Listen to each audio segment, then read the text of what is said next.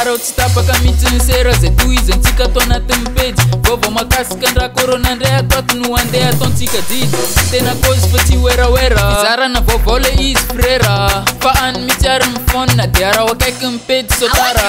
tonga ny corona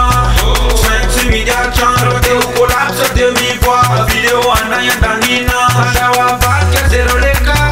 sasa mpadaka no apriska anao mijanona trankandro iaranala nambola misy confiteux d'andaty tendray andro anio tsy matsy mipitsika fa mandrapaty tonga an'izay sensibiliseny anao mba tsy hokisitra zay teleto manome tokia quand on parle nisy tokika karo ny fandaharana so anenenana to de trangena. Retrouvez un de nous trois à partir de vendredi, tous les mardis et vendredis à 18h. Ouais, c'est pour parler de l'actualité sur le coronavirus. Ouais, tu connais tout maintenant, on chante et tout, wesh wesh frère, le ghetto.